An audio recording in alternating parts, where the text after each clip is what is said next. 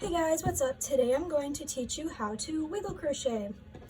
We're going to do this in a 9x9 square, and we're going to use 3 different colors of yarn. The stitches we will be using are double crochet, which you can see in all the parts here, which is also used when we make the grid, and chain and slip stitch, slip knot, fasten off, and weave in ends.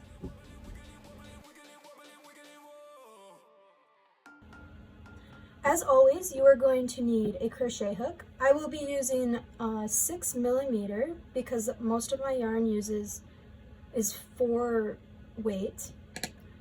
A tapestry needle to weave in our ends. A pair of scissors. 3 colors of yarn of your choice. Make sure they all match the same type and weight, otherwise your wiggle crochet square will turn out wonky.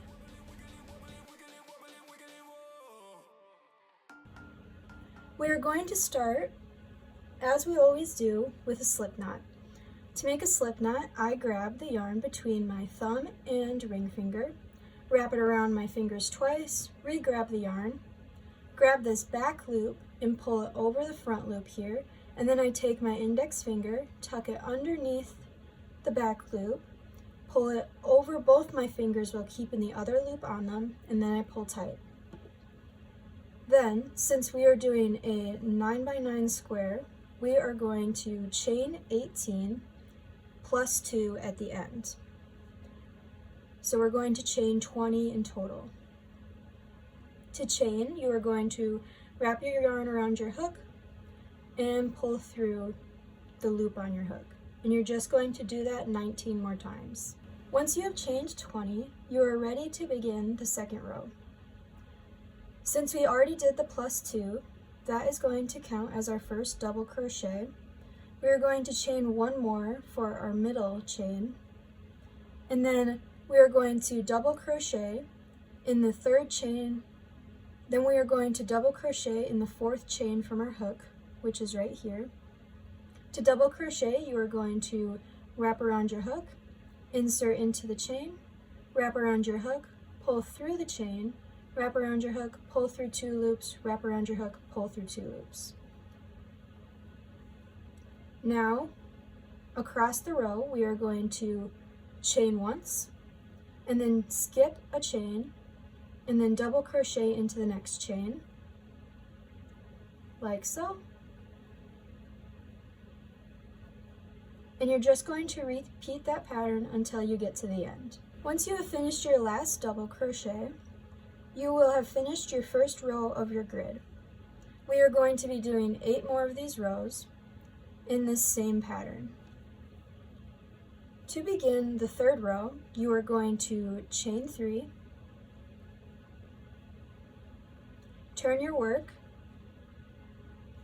and then you are going to double crochet into the 2nd double crochet because your chain counts as a double crochet.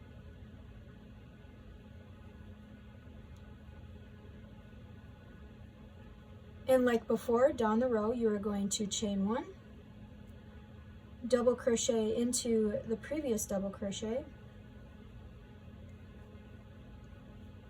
and just continue that pattern down. When you're near the end of your row, you are going to chain 1 and double crochet into this chain here. And this will straighten out that edge better. Now you have your 3rd row finished. You're going to repeat this pattern for 7 more rows.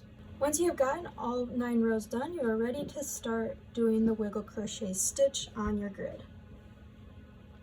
As you can see, the wiggle crochet follows a grid, and we are going to be double crocheting into it. I'm going to stick with my grid color being my edge color, as I did in the example here. Otherwise, you can color change if you want your edge to be a different color.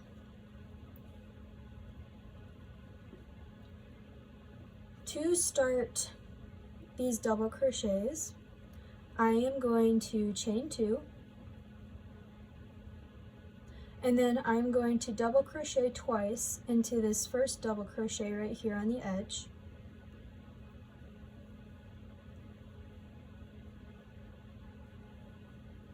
Like so. And then I want my double crochets to stand up, so I'm going to turn and double crochet 3 times into this part here.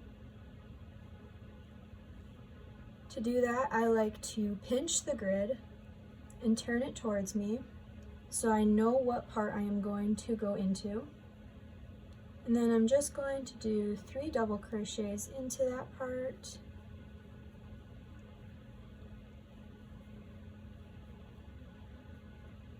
Then I'm going to lay it back down. You can see that my double crochets are now standing up. For this pattern, you will be wiggling across the grid. Our next part is going to be here, and then we're going to go back up, across, boom, boom, boom, boom, boom, boom, boom, boom, boom, boom, boom, boom, boom, for this row right here. You can see that in here as well, how it wiggles down the row. In each space, you will be double crocheting 3 times. I'll show you again. I'm going to pinch where I want to go so I don't crochet anything together. And I'm just going to do 3 double crochets into it.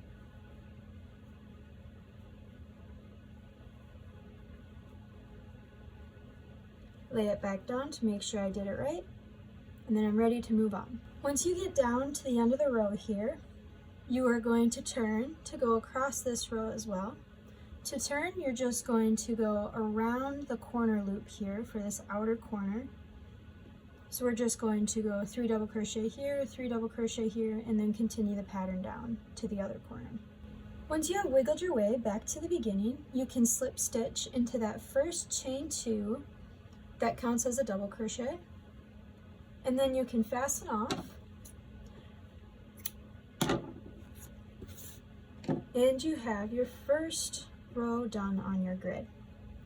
Now you can, sometimes I like to tuck this into the middle before I begin my next row. Ends just bother me sometimes. And then you can move on to your next color. Then you can move on to your next color. I'm going to do my light green next. For this row, our corners are going to look a bit different. You can see in this square that the corners go away instead of out in their grid spots. So we are going to double crochet 3 times here, and we're going to double crochet 3 times here, and then we're going to go in between this gap here and go back through all the way down, all the way around. To start, you're just going to make a slip knot,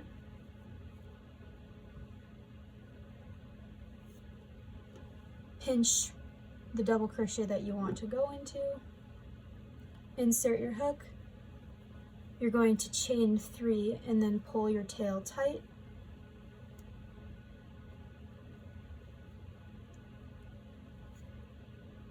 and then double crochet 2,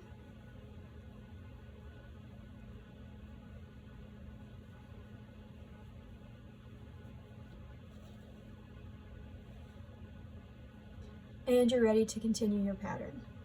Once you reach the end of your row again, you're just going to slip stitch and fasten off.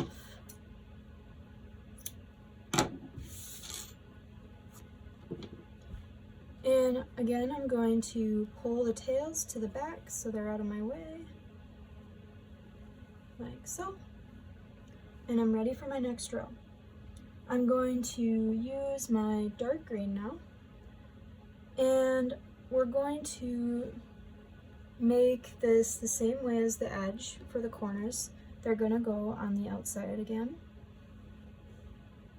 and the rest of the pattern will follow the same as before. Once you get to the end of your row, you are going to slip stitch, cut your end, and fasten off again.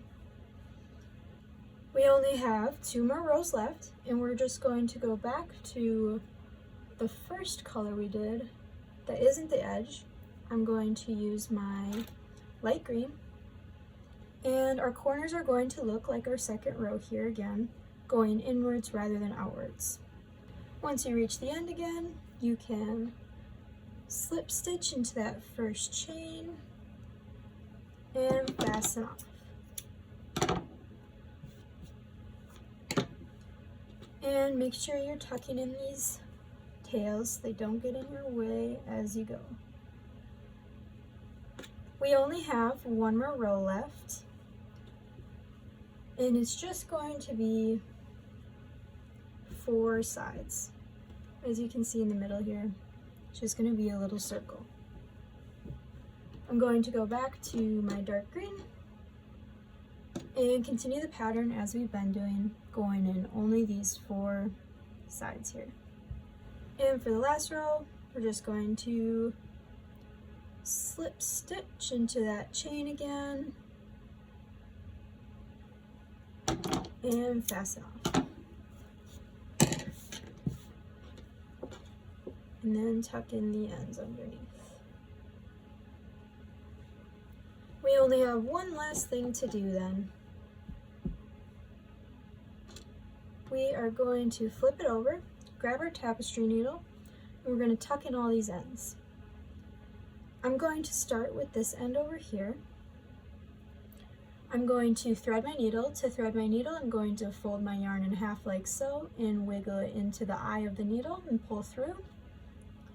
Then I am going to go through these loops all the way down with my needle, like so,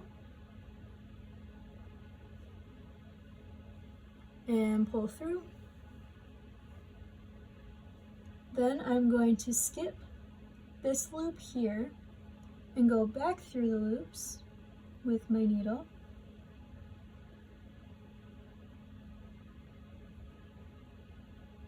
If you're unsure if you went through the front, you can look here, the other side. And since these stitches are kind of loose, I'm going to go back through a 3rd time, skipping this first loop here, and pulling all the way through, and then trimming my end. I'm going to repeat that for all of these ends now.